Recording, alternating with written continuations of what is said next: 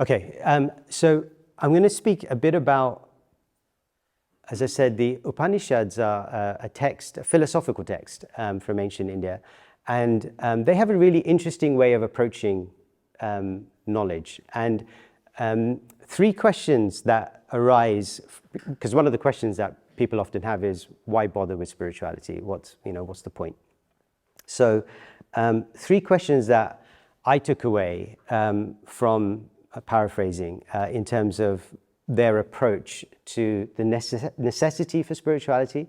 And they're these. One is, who am I? Okay. The second one is, what is this? And the third one is, why is that? So I'm going to explain about what are these three questions. So the first one is, who am I? All right. So this is, as you can see, it's a universal question. Anyone can ask this question regardless of whatever your background is, atheist, agnostic, religious, whatever, right? So the question is, who am I?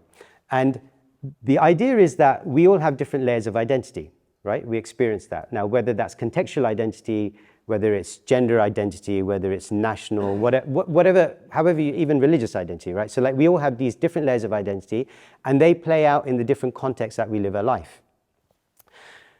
So the questions the Upanishads ask is, okay, when you peel back all of these different layers of identity to your most fundamental self, what is that? That's the question they're asking us to ask. When I peel back all of these layers of identity, what am I left with? Now, in many kind of modern terminology, we might say, well, I'm consciousness.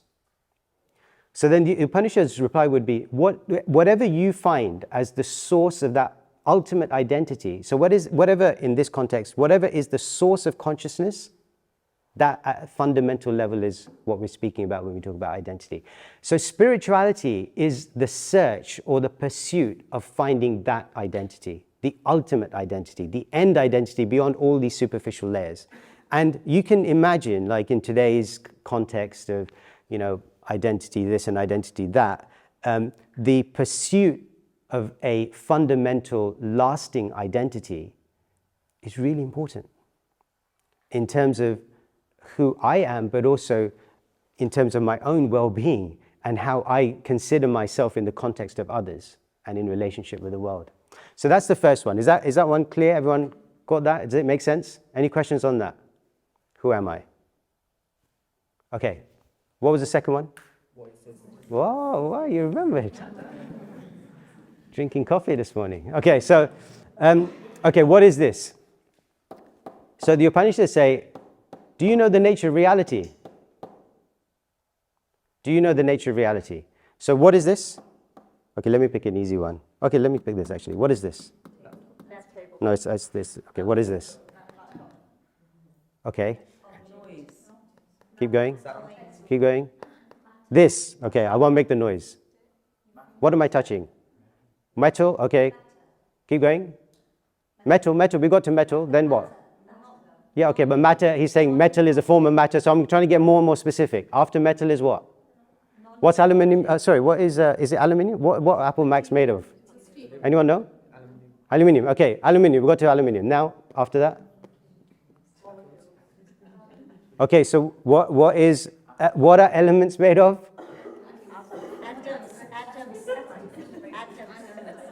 Atoms. Okay, thank you. Molecules is the wrong answer because I've heard it a few times. Go back to chemistry, GCSE, all of you. Molecules is a combination of atoms. Thank you. So, all right. So, okay, atoms. Thank you. Atoms. And then, what are atoms made of? Particles is not good enough. What is it made of? Electrons. Okay, electrons, protons, and thank you very much. And what are they made of? That is not an answer. That's a cop-out. What are electrons, neutrons, and protons made of? Huh? Energy. No, you're describing them. I want to know what they are made of. I'm talking about the substance. What is the substance that makes up proton? Who's teaching chemistry in our schools here? I want to know. I really want to know here. Or physics. Anybody who's teaching chemistry or physics over here? Put your hand up. And where is HR? So I want to know, what is this? Come on. Huh? Quarks. Okay, now we're getting, so quarks. All right, so we're getting to quarks. What else? What are quarks made of? Okay, okay, check this out. You can, if you wish to do so, you can check on Google. Guess what? Shh. Guess what? We don't know. We don't know. But I'll tell you something we do know. You know how much space makes up an atom? How much? Have a guess. How much? 50%? How much? 85, 90%. Okay. Who else? Our chemistry and physics teacher, big trouble. 99? 99%? Okay. Anyone want to go higher? So an atom, we said, is made up of electrons, protons, neutrons, right? So how much of that space, if you imagine an atom as you see it in textbooks, right? Like a small circle and then surrounded by, the concentric circles, shells. So how much of that totality is made up of space? Pure space, void. How much of it? We're at 99%. So all of you are completely guessing, right? Because you know the number's high because I'm asking the question. So obviously it's high, so that's biasing you to that. So here's the number. Somebody's checking on Google. Let me save you the trouble. 99.999999. Count the nines 12 times. 9999, right? 12 times and a 6 at the end for your 13th number after the decimal point. So what are atoms made of? So does this look like space to you? Does it look like something you can walk through? So do you know the nature of reality? No. We don't know what stuff is made. Forget about consciousness and spiritual stuff. We don't know what matter is made of. That's the reality. So the Upanishads are asking, because they talk about atoms in the Upanishads, but they're asking, do you know the nature of reality? And they're saying, actually, we don't. And what was the third question? Who am I? What is this? And why is that? So what this is saying is, I'm paraphrasing, they're much more philosophically stated in the Upanishads. But the question is really, why is that? Like, why does stuff happen? Like, why does stuff happen to me that I don't necessarily want to happen to me, good and bad, but it just happens? Why is that? Why is that? So this was supposed to be a 1-minute slide, and so I will make up the time. But I think the point is, the reason why I wanted to just hold on this point for a little while is just to impress upon us that, sometimes we go about our daily lives thinking that we've got it figured out. We've got stuff figured out. We've got me figured out. We've got what goes on around in the world figured out. And actually, if we just pause for some moments of reflection, I think we can be quite confident in knowing that actually we don't know the answers to these questions. And that's what spirituality is in its essence. Beyond the religion, spirituality is the pursuit of these three questions. And that's why I think, we obviously have a unique ethos in Avanti, which you're all familiar with. And we have this combination of faith schools, which we started with, and we have the 7 faith schools, and we have these community schools that we took on. And I remember the conversation when we took on the community schools, and part of that conversation was, well, what about the spiritual bit? And, should we just stick to educational excellence and character formation in those community schools and drop the spiritual insight because they're not faith schools, right? So we had a lot of conversation internally and with others and up and down the organization through it. And it was really interesting because I think we all conclusively and collectively came to that conclusion that actually spiritual insight is too important, first of all, particularly in terms of the need of the day, it's too important to drop. But secondly, and this is the huge challenge for us, but I think also, if I'm perfectly honest, I think biggest opportunity that's before us in terms of us as an organization. I think the biggest opportunity before us is, can we define and apply spirituality in a universal context that is beyond religion, that doesn't have any prerequisite for faith?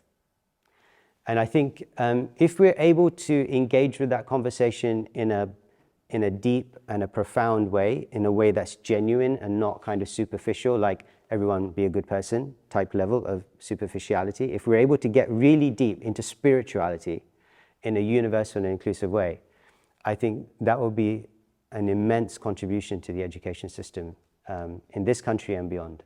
So that's, for me, is why I think, well, you all got my email, but that's also why I think this session and these conversations that we have over the course of the next day and a half are super important. Okay? So that's just a pitch. That's my spiel about why we're doing here. Okay. We're going to talk a little bit about the nature of happiness. Okay. So IT, our wonderful IT team, could not get the screen to work. HR again. So we will, I'm hoping you guys can see this. I did try and do it. Okay, fine. So when we think about happiness, one of the ways, like a default approach to happiness is, I am happy when I get what I want. Isn't it? Like, does that ring familiar? So the pursuit of happiness is getting all the stuff that I want, and then that's happiness. So that's the connection, right? So that's why the whole kind of societal push is towards get what you want, all right? Get what you want, and then you'll be happy. Because we all want to be happy. We all accept that, spiritual, not spiritual. We all want to be happy, right? So then the real question is, like, how do you get to that place? So here's a bit of a thought experiment for you. I like pizza, so I use pizza. I couldn't find a good image with the vegetarian pizza, so I had to stick with this one. So this pizza, I like pizza, so I'm thinking, if I get pizza, then I'll be happy, right? Because all of my senses are engaged, right? So my sight, my nose, as in my smell, my taste, etc. And those things are pushing messages to my brain, and then my brain is processing, okay, now you're happy, right? That's how we connect the dots between doing stuff in the world and acquiring happiness. Okay, so let me ask you, imagine that you like pizza too. So if you like pizza and there's pizza in front of you, you have the first slice of pizza, right? So the idea is that the contact, as we said, the contact of my senses with the sense object, right? So the sense object in this instance is the pizza, my senses is my taste buds. So the contact of these two things is going to bring me happiness. In this instance, obviously, if it was something else, like I want to see the sunset, then it's the contact with my eyes, right? So whatever the sense object is, and the sense that's perceiving it, that once that contact happens, we perceive that as happiness. All right. If I have the first pizza, okay, I'm getting some happiness, right? I like it. I can taste it. Feels good. I have the second one, still happy. Now fast forward, I'm on my 49th slice. Am I happy? No. So at a certain point, somehow or another, the same contact of the same object with the same sense is producing an opposite effect, where now I'm revolted by pizza. Momentarily. Tomorrow I may want again, but in that moment, I'm sick of pizza. Right? So what's happened there?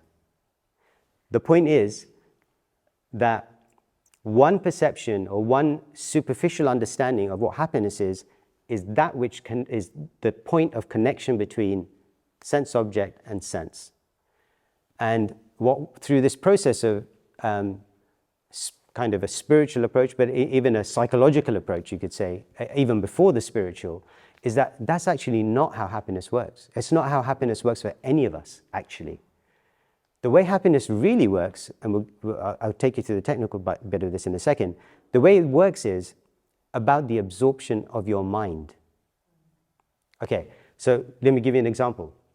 Have you ever had something that let's stick with food, right? Because it's a very visceral sensation, right? We all experience. So have you ever been eating something that you really, really like, but you were absent-minded in that process? So you really like something, but you were thinking about something else, like work or whatever. And then you got to the end of that, whatever you're eating, and you thought, I mean, I just ate it. Like I didn't get the experience of happiness. And you can eat that same thing, but with a fully absorbed mindset, and you have a different level of happiness. Do you experience that? What does that tell you?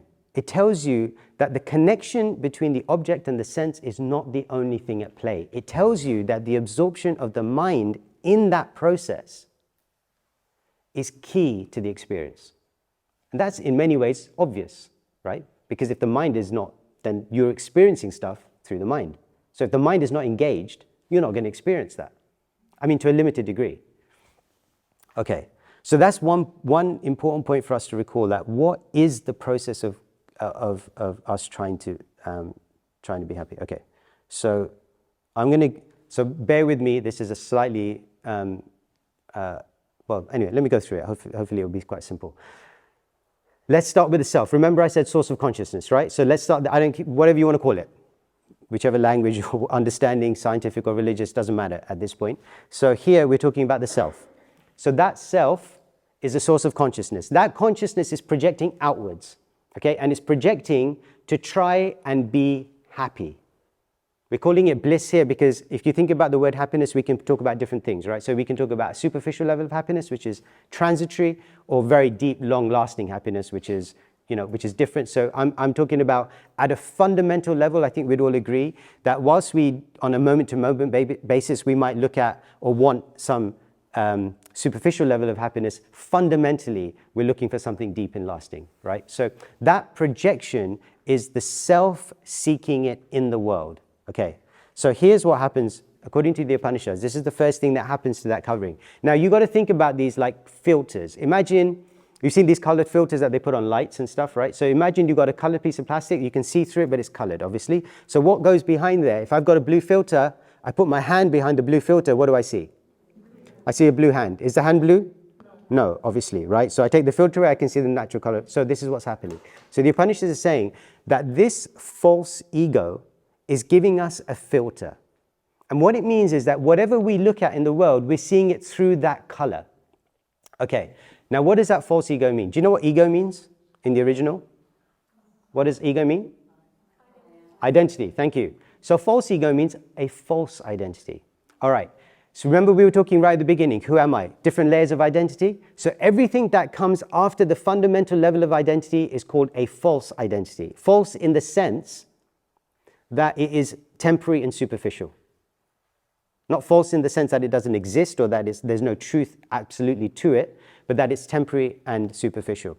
Okay, so once I have a false identity, anyone remember, give me an example of a false identity, a false ego? What would that be? Give me any example of that.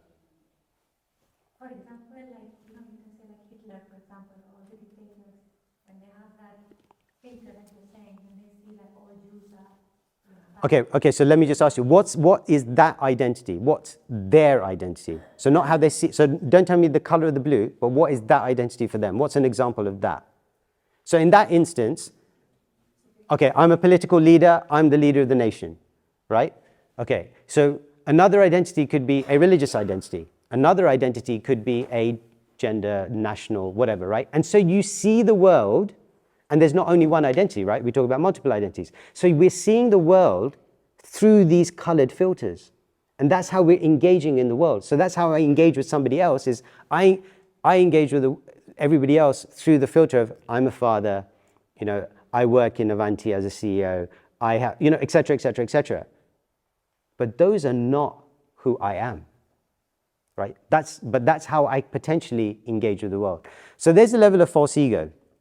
And what that does is that gives us our identity, okay? So that gives us our forms of identity in the different ways that we see it. So that identity now projects out. Now, according to whichever identity I am, that I'm accepting, that projects out through what's called the intelligence, and this is really the power of discrimination of the mind. So the power of discernment. And what it does through this color, so this adds another layer of color. And what this does is it gives us concepts. So in this example of food is, my concept is, I'm hungry. So my identity, I have my identity. The identity is I'm hungry. And then the intelligence is telling me the concept of food is what I need. Okay? And the third layer is the mind. And the mind is like, now it's emotional and feeling. So the level of the intelligence is discernment, it's logical, it works like algorithm. And the mind is working on the basis of emotion, experience, etc. Now what that's telling me is, hey, you like pizza. The intelligence told me, I need some food because I'm hungry. The mind has now told me, hey, you need some pizza because you like pizza, remember? Right? So then I have a specific idea now. It's not just a concept. It's fixed on an idea. And then it goes through my senses. And my senses enable me to do some action. And the action is going and finding pizza and then eating it. Now what happens is when that chain takes place, and this is obviously, we're looking at a microcosm here, but when that, don't take photo, it's not the end. So no, I'm just kidding. You can take a photo when you want. So when you get to the end, when you've done an action, then that action feeds back. It feeds back into the senses, into the mind, into the intelligence to re-inform, reconfirm, reiterate that, hey, this is what you're like. This is what you like, this is what you don't like. And then it pushes on, and this is how things like habits form. This is how we become conditioned to certain ways of being, to certain types of behavior, to certain likes and dislikes. And you can see how this can be, like we're talking about pizza here. Can you imagine? I mean, you gave the example of Hitler. I mean, that's like at the other end of the extreme, right? But like, if you take everything in between those two extremes, like this can be either a positive thing or a pretty toxic thing very fast. Because now we're on autopilot. Because we're working in a field. There's no like genuine free will being exerted in this chain, and we'll get into that in maybe tomorrow's session or if we've got time this afternoon. Okay, have I lost you or are you still here? Yeah, okay. I'm going to give you a little bit of reprieve here. So here's this guy. Many of you will have seen his stuff. He's a neuroscientist based in America, and I don't know if he's read the Upanishads or not, but he's figured some stuff out, which is pretty good. So I'm going to try and play this. The person that's not motivated, that can't get off the couch, that doesn't want to do anything. Well, this is the problem. Look, I'm not judging, I do this stuff too, right? If you've ever scrolled social media and you're like, I don't even know why I'm doing this. It doesn't really feel that good. When you think about dollar, euro, Bitcoin, Ethereum, you think about wins and losses in sport, in life, in relationship, in anything. Something in your brain and body has to keep track of that. Did you win? Did you lose? What's a letdown? One of the most important findings in the last few years in neuroscience is that the molecule dopamine is associated with reward.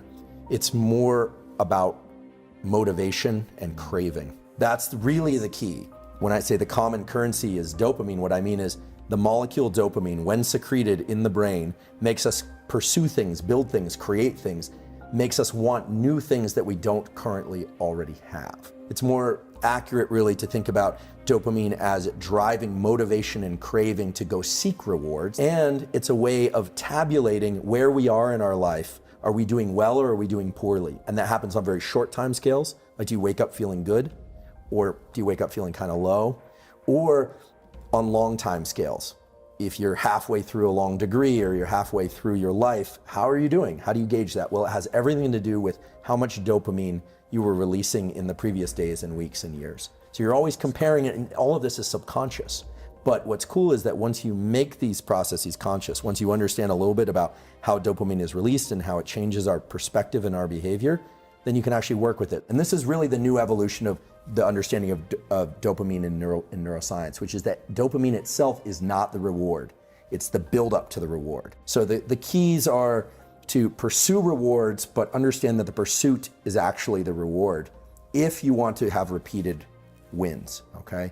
The celebration has to be less than the pursuit, and that's hard for some people to do. If you can start to identify the craving as its own internally released drug, this thing dopamine, that is a source of motivation, then what you realize is that capturing the reward is wonderful, but attaching dopamine to the reward is actually a little bit dangerous. Celebrating the win more than the pursuit, it actually sets you up for failure in the future. And so this gets us right into something called dopamine reward prediction error.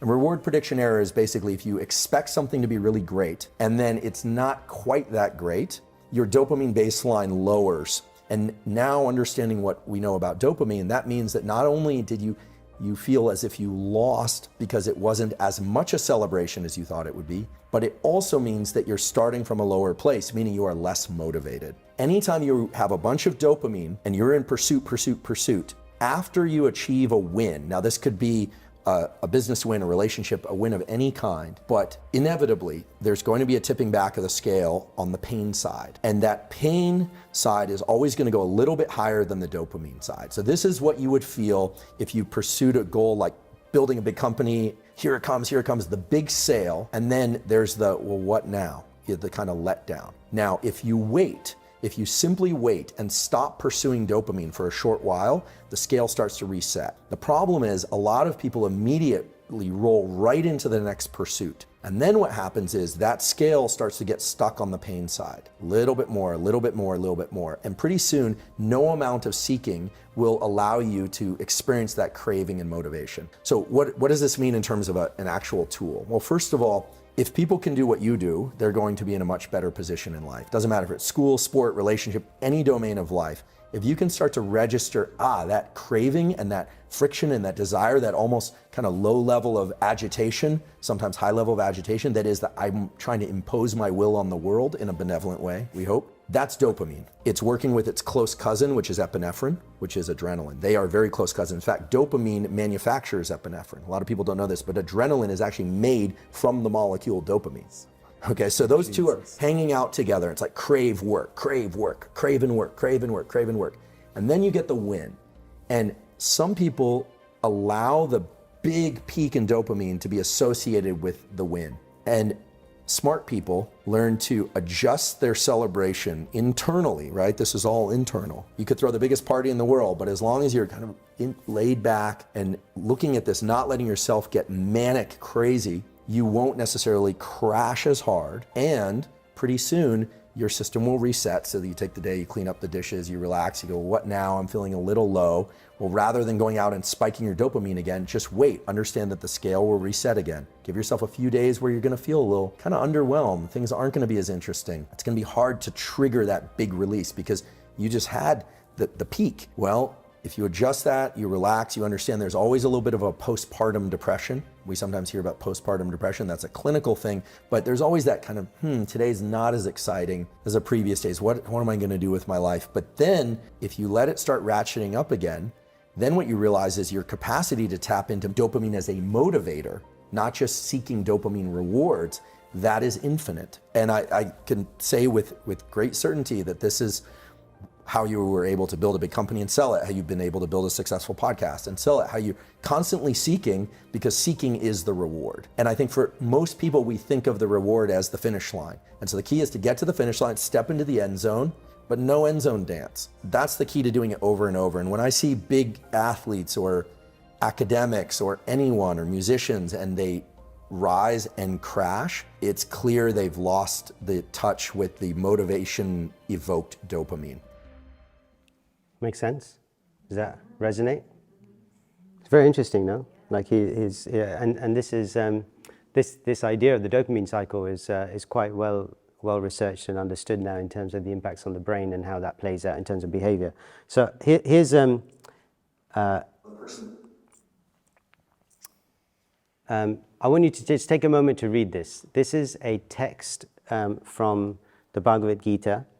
So just ignore, if you're not familiar with the Gita, just ignore the kind of religious connotations along with it and just look at what it's saying.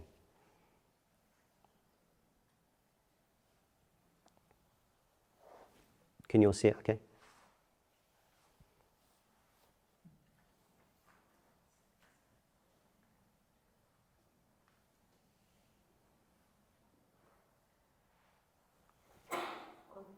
Had a chance to read it?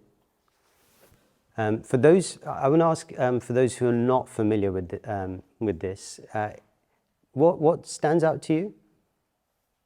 There was something specific that stood out to me when I first read it, and I'm seeing if I want to see if that's common to others. Anything stand out to anyone who's reading this for the first time? I'm reading this for the first time. Yeah. The non-permanence of like anything is just a universal thing. Okay. Not just thought, not just seasons. Okay. But anything that we go through. Yeah. It will pass. Yeah. The bad will pass. Yeah. Okay. Nothing is permanent. Yeah, the non-permanence of even us. Yeah. Thank you. Thank you. Anyone else? Anything else stand out? I've read it obviously, but to me, to carry on with what India they were saying is without being disturbed. So it shouldn't disturb you, so because it's non-permanent. Yeah. Sorry? Yeah. I'll tell you what surprised me when I read this was it says one should tolerate happiness and distress. So I can understand when somebody says I should tolerate distress. Why should I tolerate happiness? Like you don't tolerate happiness, right? You enjoy happiness. But can you see how it connects to the dopamine cycle? The idea is don't get carried away with that happiness. Don't get carried. That's what the dopamine cycle is telling us. Don't get carried away with it. As I said, I don't know if our friend Andy was reading the Gita or not, but like this idea, this notion, we'll talk a bit about what underpins that in terms of, because the dopamine cycle is at a chemical level, obviously, right? But what precedes the chemical level? So we'll talk a bit about that, I think, tomorrow. But it's interesting, right? It's this idea of tolerating and being, of having this sense of equanimity in different situations, and that being a key to actually, and it's counterintuitive because going back to first principles, if we're looking for happiness, when happiness comes along, surely I should be happy, right? But what this is saying is like, don't get carried away with that. And that's going to give you the longer lasting basis. And the reason why it says that, interestingly, is that it's easier to tolerate happiness than it is to tolerate distress, right? So like somebody says, oh, well, just tolerate it. Like you're having something really bad's happened, just tolerate it. So, you tolerate it. Like, it's not so easy to tolerate distress. But you can practice tolerance by tolerating happiness. And then when you can actually engage with that idea, then to apply it to distress is actually a bit easier. That's the kind of flow here. I'm going to skip the next slide because we're way over time, and I don't know how to skip it without doing this. So sorry to bother you, but that is what it is. Anyone read Victor? Right? Man's Search for Meaning. If you haven't read it, go get it. It's an awesome book. So Viktor Frankl, psychologist, he survived. Anyone know, was it Auschwitz or was it one of the other? Anyway, one of the concentration camps he survived, and while he was in the camp, he was taking lots of notes in terms of human behavior and psychology. And then he went back after the end of World War II, and he went back and he did lots of studies on it, and he wrote this book called Man's Search for Meaning. And this is one of my favorite quotes. If you haven't read it, take a second. So between stimulus and response, there is a space. In that space is our power to choose our response. In our response lies our growth and our freedom. It's so powerful, isn't it? Such a powerful statement, because if you think about it, stimulus and response, when you collapse stimulus and response, do you know what that is? Do you know what that's like? You know where we see that? We see that in the animal kingdom. Complete collapse of stimulus and response. Stimulus comes, there's a response. There's no gap. So not to put too fine a point on it, but if we act with zero gap, collapsing stimulus and response, we are acting like animals. It's the same function going on. Something happens, I respond. And this is, it's a common thing we say around, you can't choose necessarily what happens to you, but you can choose how you respond, right? So that's something we often say to people, or maybe even to ourselves. But the question is, how do you create that gap? Because sometimes it's hard to create a gap, right? Something happens, you want to respond. There's an urge to respond. So how do you create the gap? And again, remember what we were talking about, that, like, why is this? Like, So this, sorry, rather, why is that? So like, the idea that that spiritual approach of how do we create a gap between stimulus and response so that, as Victor's saying here, so that we can express free will. Because if you understand, right? Like, so when we talk about animals, we don't generally term it free will. We don't term their responses free will.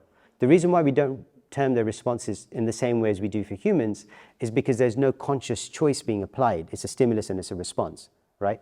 So that's why he's speaking here about that's where our growth and our freedom is, because that's where we can apply free will, in that gap. If you don't have a gap, you're just running on instinct, right?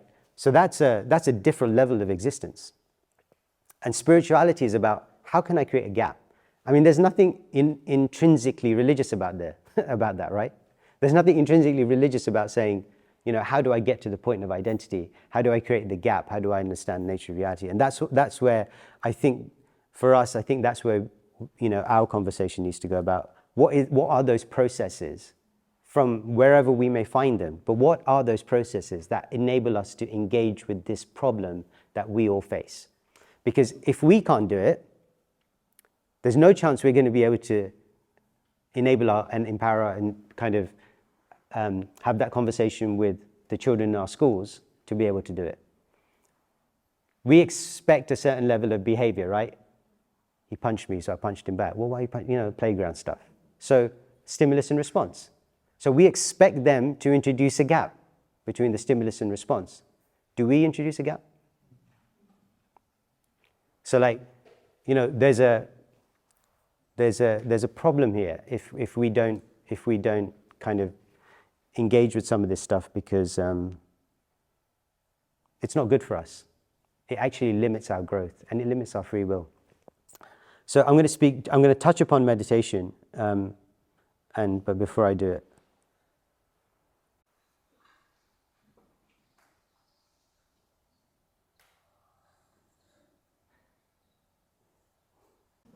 there's an example of meditation being like when a tortoise takes its limbs within its shell, like you're withdrawing from the world. You're taking so you're you're creating a space, right? You're creating a space between, it's not responding, right? So like there is a response there, it's retracting and it's stepping outside. So that's the way. Now I'm going to go a bit.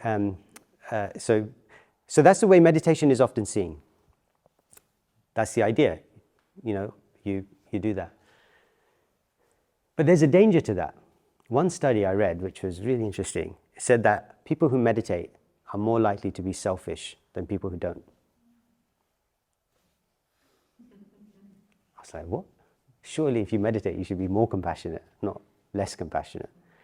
But the reason was because in the study it was talking about how actually by constantly thinking about yourself, what do you think is going to happen? You're going to become selfish.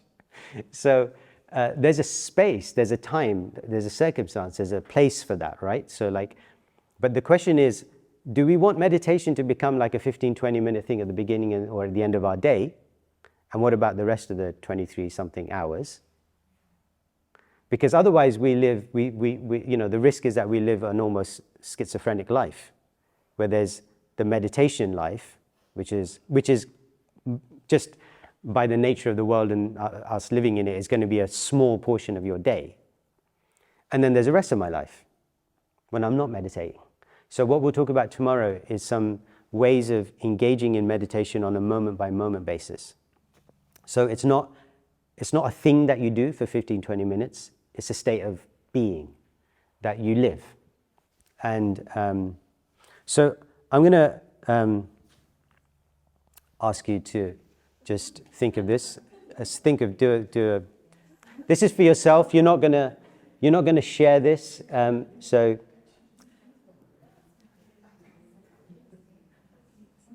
what are you guys talking about? Can't be. It's not that interesting. All right. So what I want you to do is I want you to take about 2 minutes of silence. And this is for you. You're not going to share it, so go as deep and as honest as you can. The key thing here is about honesty. And I mean, I don't know if you experienced it, but like to get to a state where you're really honest is actually not that easy, because you're coming to face with a bunch of stuff that you may not necessarily like. So I want you to think about something, which is think about a time when you reacted to something. There was a stimulus, something happened, you reacted. Typically, this is going to be probably it's going to have something to do with another person, but maybe not, but likely. And you reacted in a way which wasn't necessarily, when you look back, you think that wasn't necessarily the best reaction. But you were like, right? So that's what you were feeling like, and you reacted. Okay. So what I want you to do is think about what was going on for me at the time when that happened. How did I feel? All the rest of it, what was going on in my mind. But then I want you to come to the most important question. And the most important question I want, in this context, the question I want you to ask yourself is, why did it bother me? Now that seems like a straightforward question, but I want you to ask it deeper and deeper and deeper. So you may have to go like 3-4 layers down, because the instant response was, it bothered me because he said this. No, that's not the question. The question is not what did he say. The question is, why did it bother you? Do you understand? So I want you to go further. I want you to peel back layers. All right. And remember what I said, you're not going to share this, I mean, unless you want to, but I'm not going to ask you to share this. So please be as honest as you can with yourself. Okay, you've got a couple of minutes. Off you go. Okay, that's been about 2 minutes. Is that okay?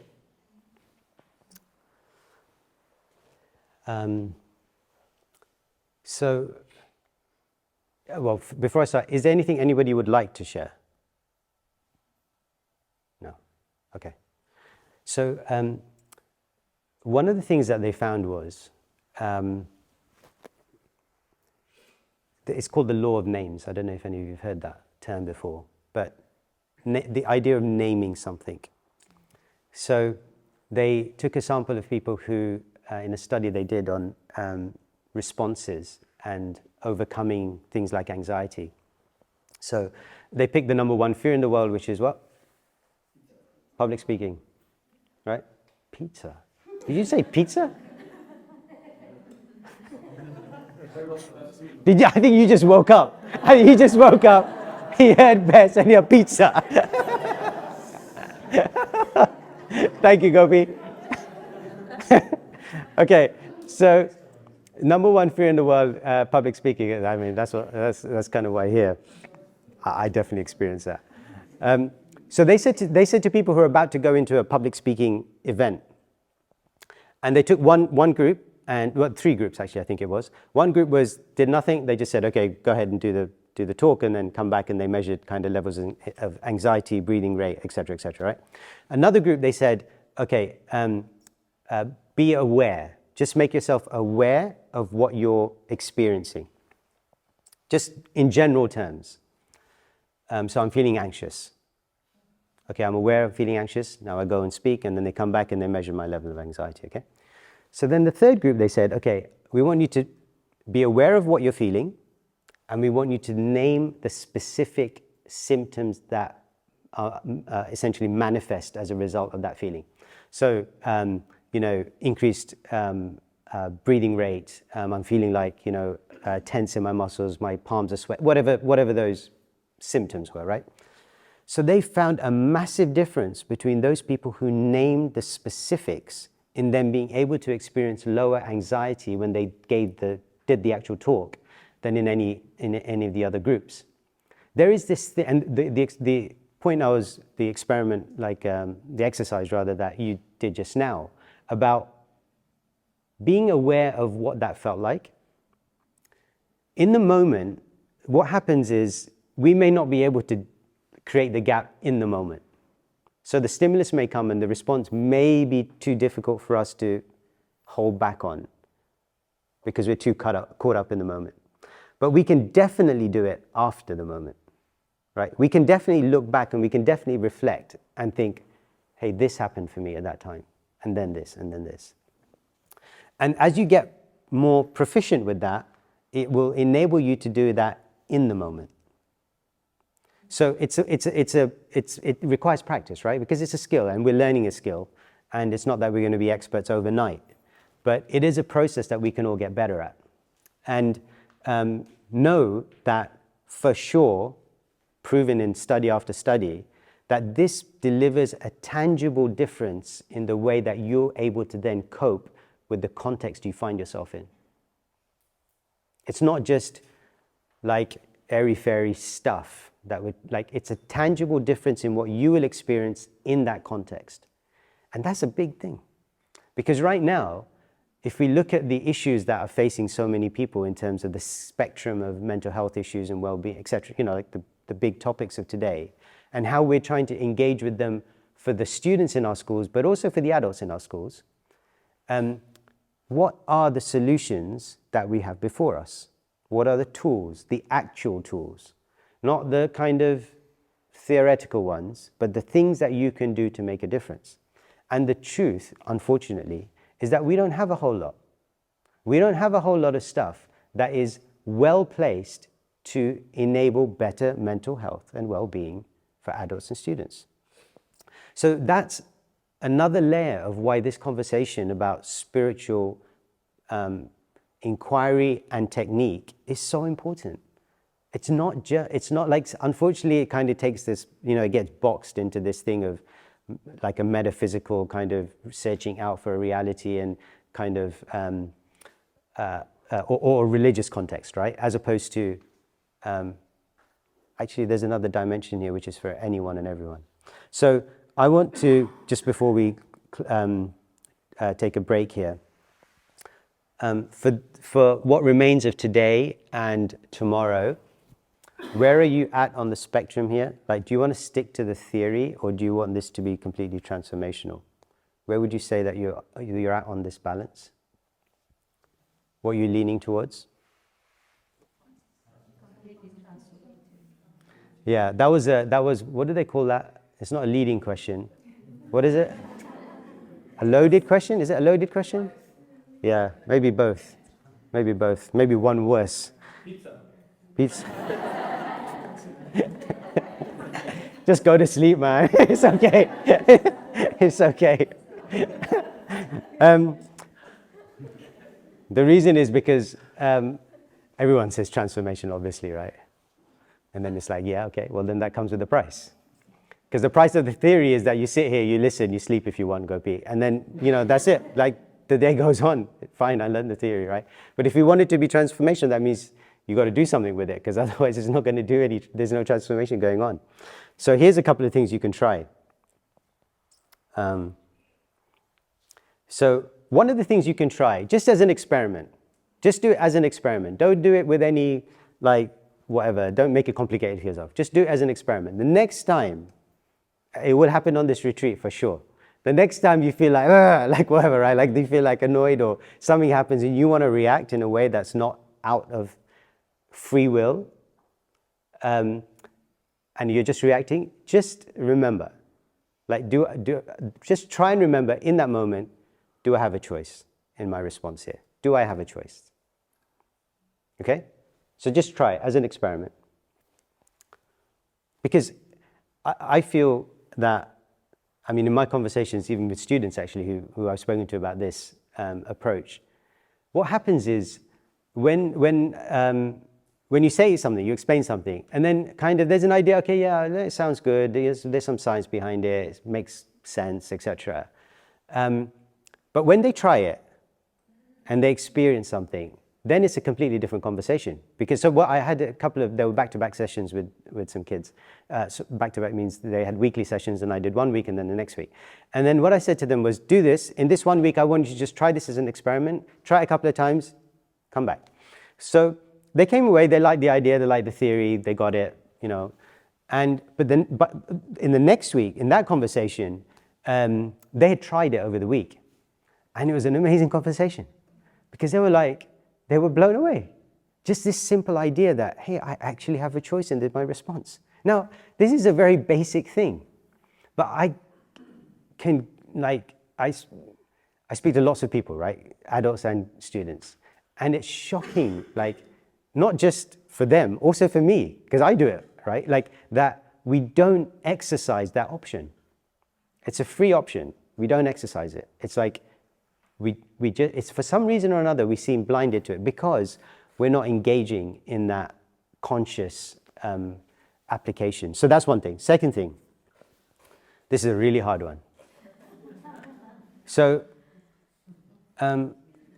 many of us will be quite addicted. This is the dopamine thing, right? We're quite addicted to constant checking. So here's an opportunity. We've got emergency numbers you can give out to people if you need, but I'm not even saying turn your phones off for the whole retreat. I'm just saying identify 1-2 times in the day. There could be 15 minutes where you can go to your phone, you can do whatever you need to do on your phone. For the rest of the time, it doesn't need to be on.